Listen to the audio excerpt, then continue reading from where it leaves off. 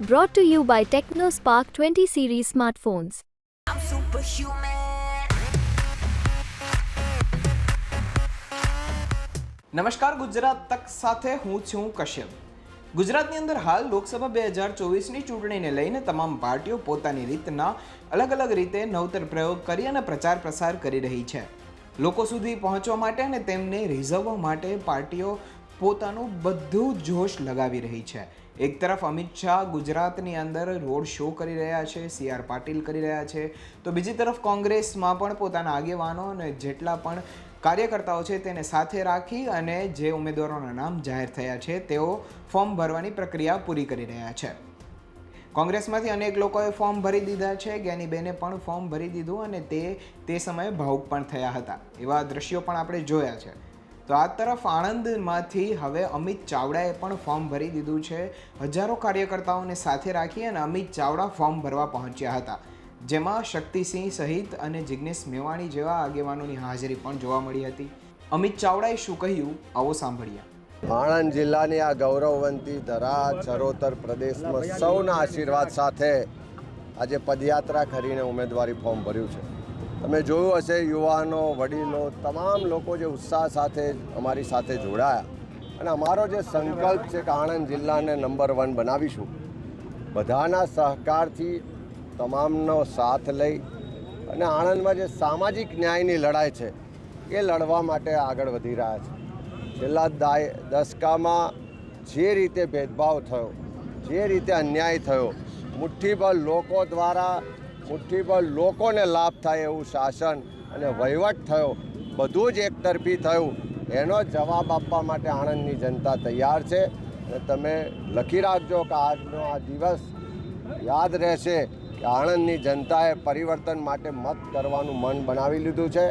આણંદથી પરિવર્તનની શરૂઆત થશે અને આવનારા દિવસોમાં આખા ગુજરાત અને દેશમાં પરિવર્તન થવાનું છે. 4 જૂને જ્યારે પરિણામ આવશે ત્યારે આણંદ, ગુજરાત અને સમગ્ર રાષ્ટ્રમાં ઇન્ડિયા ગઠબંધનના નેતૃત્વવાળી સરકાર બનવા જઈ રહી છે. આણંદની અસ્મિતાની વાત કરીશું, સામાજિક ન્યાયની વાત કરીશું. 10 વર્ષમાં ડબલ એન્જિન સરકારમાં જે આણંદે ગુમાયું છે, જે આણંદનું ગૌરવ હતું, સન્માન હતું, જે ઇતિહાસ હતો, એને ક્યાંક ઝાંખપ લાગી છે. જે વિકાસ, જે સંસ્થાઓ, જે પ્રોજેક્ટો કોંગ્રેસના શાસનની દેન છે, એ પછી એક પણ પ્રોજેક્ટ, સંસ્થા કે કોઈ કાર્ય છેલ્લા 10 વર્ષમાં કેન્દ્ર કે રાજ્ય સરકારનું એવું આ જિલ્લામાં જોવા નથી મળતું. ત્યારે જિલ્લાના તમામ યુવાનો રોજગાર ઝંખી રહ્યા છે. સસ્તું ને સારું શિક્ષણ પોતાના તાલુકામાં ઝંખી રહ્યું છે. હાયર સેકન્ડરી હોય કે ઉચ્ચ શિક્ષણ હોય, એ દરેક તાલુકામાં આજે સરકારની જવાબદારી છે, એમાંથી સરકાર હાથ ખંખી રહી છે. એની સામે આક્રોશ છે. આ આણંદ જિલ્લો અસ્તિત્વમાં આવે 25 વર્ષ થયા, જિલ્લાને સિવિલ હોસ્પિટલ નથી મળી. આ પ્રશ્નો છે. તમામ દરિયાકાંઠા નજીકના વિસ્તારો છે, ખારાશ વધી રહી છે, આડબંધના પ્રશ્નો છે.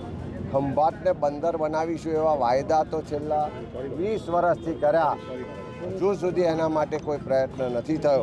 અને હું એટલું ચોક્કસ કહીશ કે આજે લોકોનો સાથ સહકારને જે ઉત્સાહ છે, આણંદના તમામ પ્રશ્નોને, આણંદના અવાજને ગાંધીનગર હોય કે દિલ્હીમાં બુલંદીથી પહોંચાડીશું, લડીશું, જીતીશું અને આણંદને નંબર 1 બનાવીશું. અમિત ચાવડાનું જે આ ફોર્મ ભરવાનો કાર્યક્રમ હતો તેમાં જિગ્નેશ મેવાણી અને શક્તિસિંહે પણ નિવેદન આપ્યું હતું. શું કહ્યું હતું તેમણે, આવો સાંભળીએ. આજે આ વિધાનસભા ક્ષેત્ર અને આ સંસદ ક્ષેત્રમાં ખાસ એ કહેવા માંગુ છું કે અમિતભાઈ ચાવડા માટે સમગ્ર ગુજરાત કોંગ્રેસનો ગૌરવ એટલા માટે છે કે ભારતીય જનતા પાર્ટીના તમામ અહંકાર અને ઘમંડ છતાં કોર્પોરેટ કંપની, ઉદ્યોગ ગૃહોના તમામ રૂપિયાના બંડલો છતાં LCB, SOG અને SPG એ દારૂની તમામ રેલમછેલો કરી હોવા છતાં 5 વિધાનસભાની ચૂંટણીમાં 25 વર્ષ સુધી જે અમિત ચાવડાનો વાળ વાંકો નથી કરી શક્યા, એના માટે સમગ્ર ગુજરાત કોંગ્રેસ વતી Amitbhai, we are proud of you. અમને તમારા માટે કોંગ્રેસના સિપાહી તરીકે ગૌરવ છે. તમને જોઈને સમગ્ર ગુજરાત કોંગ્રેસની છાતી ગદગદ ફૂલે છે. કોઈ પણ નેતા કે ઉમેદવાર એ સર્વ સમાજનો હોય છે અને સર્વ સમાજના હોવાના કારણે જે તાકાતથી એ ગુજરાતની વિધાનસભાના મંચ ઉપર માધવસિંહ સોલંકી વિશે વાત કરી શકે, એ જ તાકાતથી, એ જ ઓથોરિટીથી એ સરદાર વલ્લભભાઈ પટેલ પણ વાત કરી શકે, એનું નામ છે અમિત ચાવડા. સાથીઓ, ગુજરાતના ખેડૂત હોય, મજદૂર હોય, શ્રમજીવી હોય, બેરોજગારીનો પ્રશ્ન, મોંઘવારીનો પ્રશ્ન, ઉનાકાંડની વાત, થાનગઢ દલિત હત્યાકાંડની વાત, સંવિધાનને બચાવવાની વાત, કે દલિત આદિવાસી ઓબીસી સમાજના આત્મસન્માનની વાત હોય, જાતિગત જનગણનાની વાત હોય, એ જે તાકાતથી ને સ્પિરિટથી મારા સાથી અમિતભાઈ ચાવડાએ ઉપાડી છે, એનો ગુજરાતના નાગરિક તરીકે અને એમના સાથી ધારાસભ્ય તરીકે 6 વર્ષનો સાક્ષી રહ્યો છું. આ અમિત ચાવડા માટે જબરદસ્ત તાળીઓનો આવકાર થઈ જાય, જબરદસ્ત તાળીઓનો આવકાર. આ તમારા ચહેરાનું નૂર, આ ગુજરાત અને દેશમાં બદલાઈ રહેલો પ્રવાહ એ દેખાડી રહ્યો છે કે આ વખતે આરએસએસ અને ભારતીય જનતા પાર્ટીના ધીરે ધીરે સુપડા છાપ થવાના છે. નરેન્દ્ર મોદી અને અમિત શાહની સભા હવે લોકોને બોરિંગ લાગી રહી છે, કોઈ એમાં જવા માંગતું નથી, અને સત્તાના અહંકારના ઘમંડના કારણે જ પેલા પુરુષોત્તમ રૂપાલાની જીભ લપસી છે. અને એમણે જે અપમાન કર્યું છે એ ફક્ત ક્ષત્રિય સમાજનું નથી કર્યું, સમગ્ર ગુજરાત અને સમગ્ર ભારતની એક એક બેન દીકરીના માતાનું અપમાન કર્યું છે. અને કહેવા માંગીએ છીએ કે રાષ્ટ્રકવિ દિનકરે કહ્યું છે કે જબ નાશ મનુષ્ય પર છાતા હૈ તો પહેલે વિવેક મર જાતા હૈ. આ આરએસએસ અને ભાજપની સાથે આ થયું છે.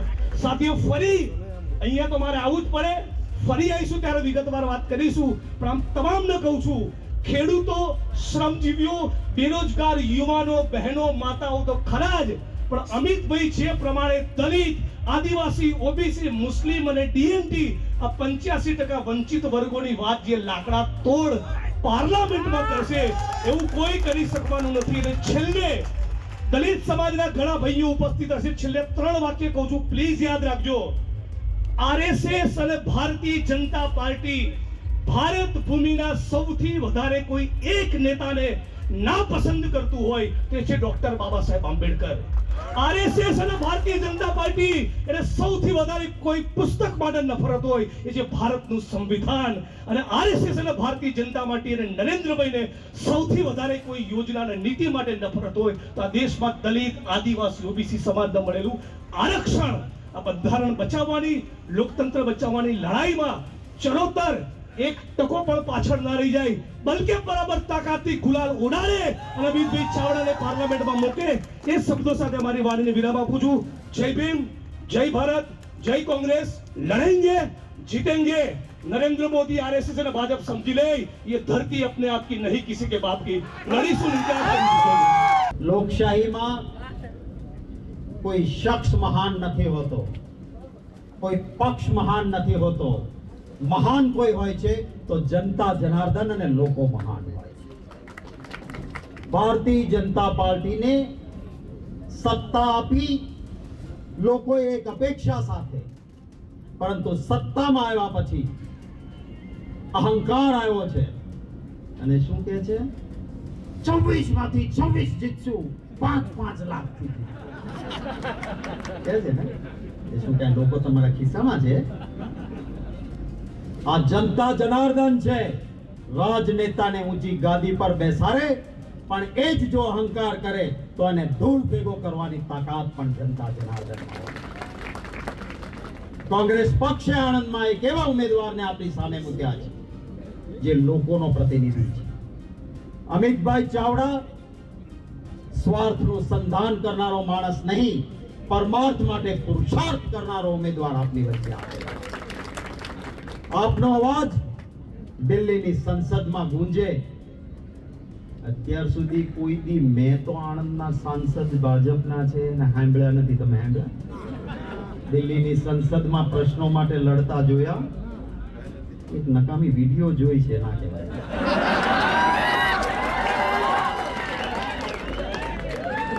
આ એક એવો લક્ષિત માણસ છે, આણંદનો વ્યક્તિ કોલર ઊંચો રાખીને કહી શકે કે મેં જેને મત આપ્યો હતો ને મારો સાંસદ એ અમિત ચાવડા છે.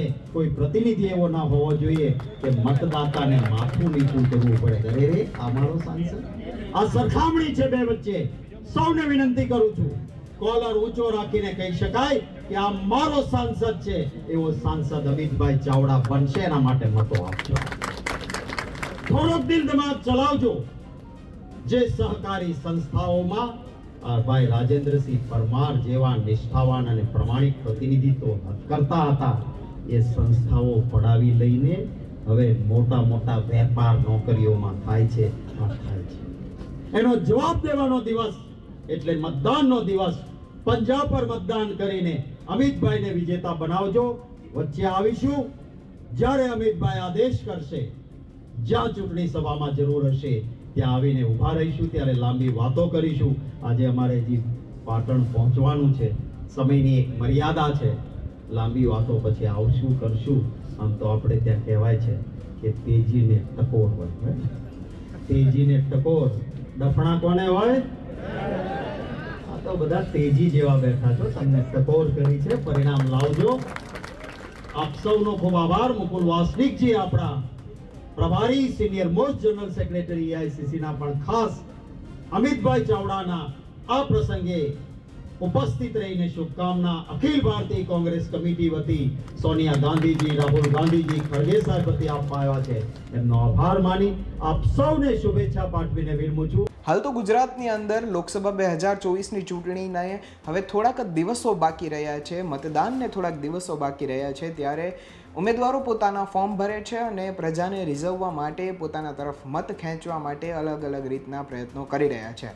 આવનાર સમયની અંદર વધુ શું જોવા મળે છે તે જોવા માટે, તેના દરેક સમાચાર માટે જો તમે ગુજરાત તકને યુટ્યુબ પર સબસ્ક્રાઈબ ના કરી હોય તો કરી લેજો. ફેસબુક અને ઇન્સ્ટા પર પણ ફોલો કરી લેજો, જેથી કરીને ચૂંટણી અને તમામ સમાચારો તમારા સુધી સૌથી પહેલાં પહોંચતા રહે.